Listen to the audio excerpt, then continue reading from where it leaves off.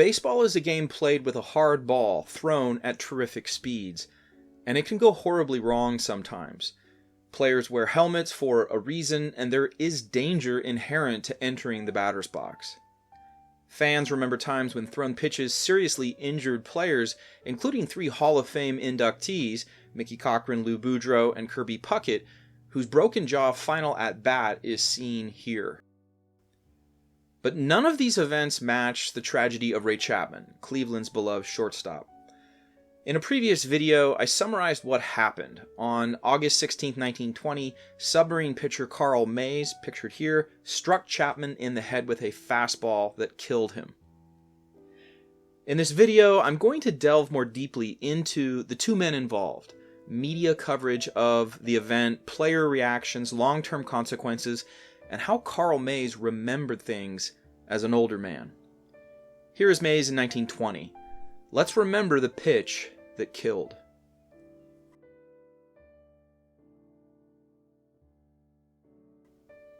Public memory sites play an important role in any society.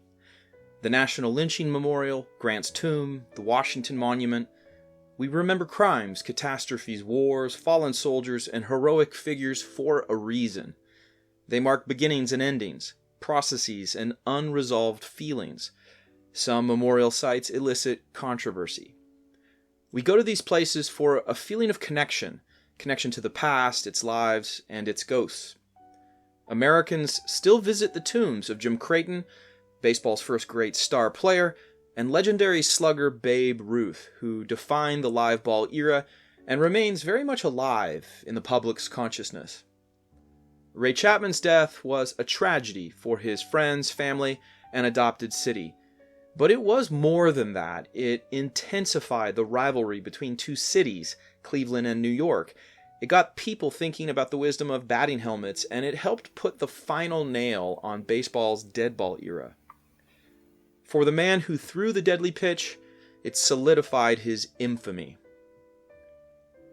Ray Chapman and Carl Mays were both 29 years of age in 1920, supremely skilled athletes and natives of Kentucky. Chapman, the fastest man on his team, stole bases and batted above 304 times, while Mays was already a 3-time 20-game winner with exceptionally low earned run averages.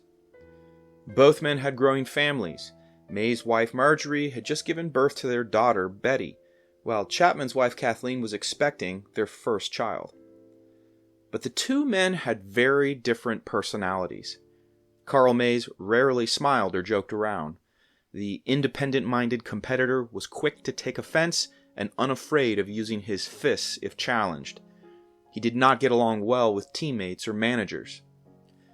But toughness made him effective on the mound. He threw pitches high and tight to keep batters from hugging the plate, and developed a reputation for throwing spitballs. In 1917, he led the American League in hit batsmen. More than a few ball players would have characterized Carl Mays as a malicious loner. In contrast, Ray Chapman got on well with just about everybody, notably Ty Cobb, and he possessed a magnetism that won him friends among the rich and poor alike. He smiled, he told jokes, and he had a beautiful singing voice. One reason for his popularity was an utter lack of pretension, and people liked Chapman's authenticity. The man who everyone affectionately called Chappie became a celebrity in Cleveland, and his fun, outgoing personality attracted the interest of a socialite named Kathleen Daly. Their engagement and marriage received nationwide press coverage. Star outfielder Tris Speaker served as Chapman's best man, and Kathleen's wealthy family approved of the match. Chapman now had a promising future working for his prominent father-in-law after baseball. It was a feel-good story, a rags-to-riches story. The boy from Beaver Dam, Kentucky had done well for himself. On August 16, 1920, the Indians were in New York playing the Yankees at the Polo Grounds. It was muggy and overcast, conditions which made the ball harder to see. With Carl Mays on the mound in the 5th inning, Ray Chapman came to bat. Mays threw a pitch high and tight, and the ball smashed into Chapman's skull. A loud crack reverberated across the stadium. Chapman collapsed in the batter's box, blood oozed out of his left ear, and we can imagine the crowd's reaction based on injuries from our time. Oh my gosh. That ball hit Stan. Tris Speaker, who was in the on-deck circle, rushed to his injured friend. Chapman's teammates escorted him to the visitors' clubhouse, and there they laid him on an examining table where he mumbled about Katie's ring, a reference to the wedding band he had given the trainer for safekeeping before game time. According to one account, he mumbled, "Tell Mays not to worry." It's important to note that Chapman was not rushed off for immediate medical attention. The Indians finished the game before anyone transported Chapman to a hospital. This was a different era, a different time. Hospital physicians did perform brain surgery and were optimistic at the outset before his condition worsened. Chapman's pregnant wife Kathleen rushed to New York City by train, but when she reached the hospital at 4 a.m, her husband was gone. News of the event sent shockwaves through the baseball world. Sure, players had been gravely injured by pitches before, but nothing like this had happened. Some eyewitnesses said that Chapman had stood motionless when the ball hit him in the head. Carl Mays insisted that he had thrown a fastball, not a curve, and that Chapman had in fact tried to get out of the way of his pitch. Tris Speaker, who was close by, called the beaning accidental, and there is no reason to think otherwise. On August 17th, the next day, Mays made tearful statements to the New York District Attorney's Office, and no criminal investigation moved forward. What happened truly horrified the pitcher. But Mays' reputation for meanness meant that a relatively large number of ball players in the American League assumed Mays had hit Chapman on purpose. In other words, they thought Mays had committed manslaughter. Groups of players in the American League proposed a boycott. That is, they would refuse to take the field if Mays entered the game, and the St. Louis Browns very nearly carried out that threat. In Detroit, Ty Cobb had a note taped to Carl Mays' locker saying, in essence, "You're a murderer." In response, Mays pitched a complete game shutout on August 23rd, but Cobb's note expressed what more than a few ball players felt.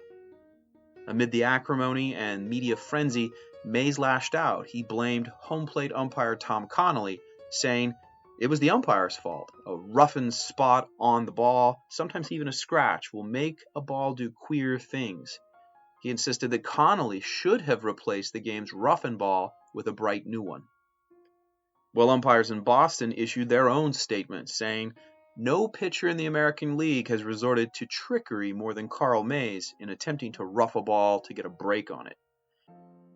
Back in Cleveland, thousands of people assembled outside of St. John's Catholic Cathedral for one of the city's largest funeral services.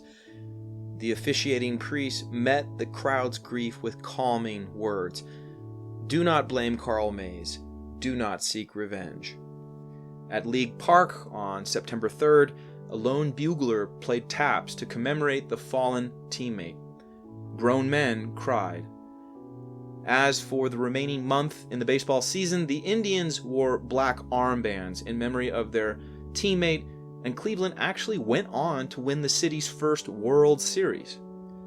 But celebrations were understandably subdued and colored by recent events. To replace Chapman at shortstop, the Indians had brought up Joe Sewell from the Southern League. The future Hall of Fame inductee, who holds the record for the lowest strikeout rate in Major League Baseball history, said of his call-up in 1920, "As I look back, I know it was Chapman's death that made a star out of me.